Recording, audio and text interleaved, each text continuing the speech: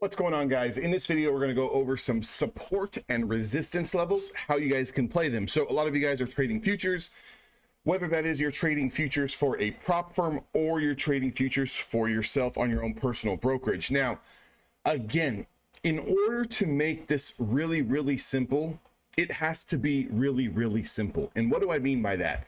In order to be successful at trading and be consistent and be profitable and make sure you manage your losses to where they're okay, right? Where they're not going to blow you up or they're not going to completely destroy everything that you've built, right? I mean, how many times have you guys had 2 or 3 winning days and then one trade wipes it all away, right? So if we're going to really be consistent, we need to keep things simple and we need to have a lot of repetitions. And what that means is identifying, reading price action, using support and resistance or supply and demand or moving averages or whatever it is that you want to use, right? There's going to be millions and millions of ways to take entries on a particular name or a stock or an index or whatever it is that you're trading. Commodity doesn't really matter. It's all the same, right? As long as there's candlesticks, as long as there's price action, we can trade it. But what I'm trying to get at here is that if you learn how to trade in a way where you can kind of identify where the best possible place to kind of put your money in and then manage that risk once you're in the trade, you're going to do much better. Now, a lot of times people come into the market each and every single day. They don't really have any strong actionable plan where, you know, they know where they're getting in. They're just looking at green candlesticks getting long, red candlesticks getting short. But realistically, where are you at in the market cycle and market structure? So this is one way that I like to do my own supply and demand or support and resistance levels. And I like to use the 1 hour time frame. So I'm going to start off with the 1 hour time frame. I'm going to use 5 days worth of data, and then I'm just going to let my eyes do the rest of the job.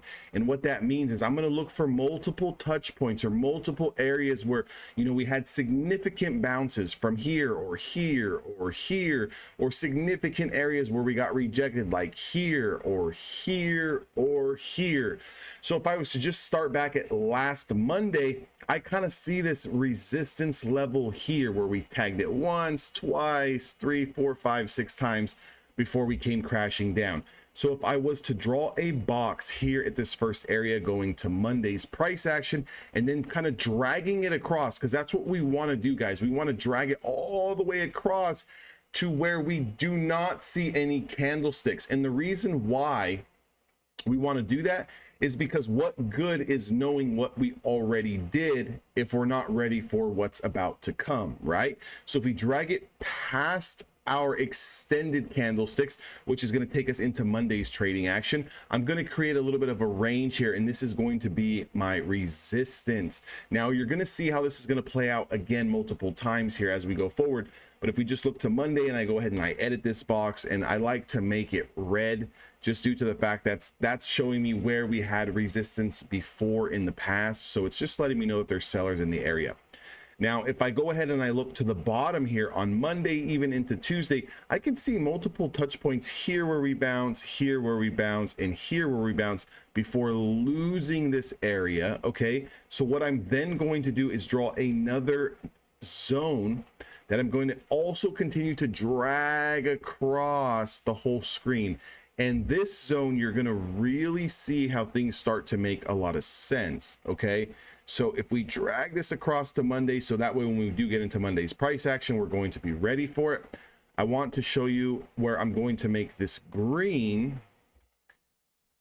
showing an area where we had previous buyers. So we come into this zone, we bounce. We come into this zone, we bounce. We come into this zone, we bounce. You can see here that once we start to lose this zone and we close below, even though for a brief hour we did wick above, we then fell to the bottom here. So again, acting as resistance, once we finally shot up through this area, look at where this candlestick started to lead to, guys. Our previous area of resistance from Monday had a little bit of rejection there, came back to the middle of the zone before busting out. Now we tried to hold this resistance area as support, however could not do it, fell all the way back down to this demand zone. And then I could see a little bit of 1, 2, 3 areas here, and then obviously we have our low. So for our low, I'm just going to go ahead and put a single line here because this is going to be our low. and then this is going to be our single top yet. It cannot be a support or resistance level yet because we haven't had multiple touch points in the area. So it's just, I'm creating a big wide zone. However, in here we can see multiple touch points that's going to act as a level of support. So if I drag this across now into Monday's price action, so we're ready for it, and I kind of use the bottom wick, and then I make this green acting as support. Now you can see that we've started to form some levels that we can play for the next day's price action. And this is what I want you guys to do going forward each and every single day. And you can update your zones. You can correlate that with the 20 SMA or the 200 SMA to kind of play a little bit in between the ranges when you get those potential setups. But you can see here, I'm looking for buys in the 14,800 area back up into selling in the 14,960s. Obviously, if we get over the 960s, I'd be looking for the 15,000 push again. And if we do lose, you know, around the 14,800s, 14,780s, I'd be looking for a push down into the 680s, which is 100 points there. And obviously below the 650s, I would be looking for a potential punch down to the 580s. So you can see how you can start to play these zones and play bigger time frames once you really start to know and understand what's going on in the charts.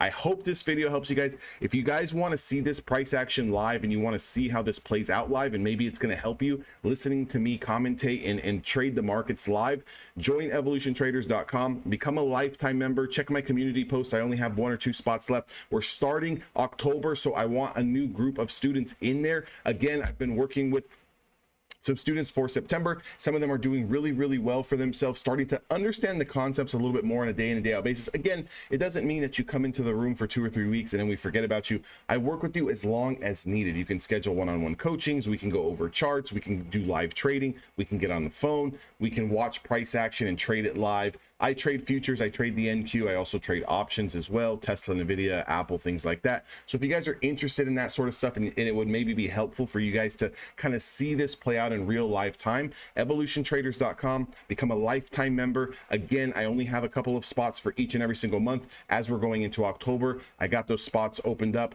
But again, if you just want to get a little bit of a smaller version of that, check the link down in the description box below, and I'll see you guys on the next video.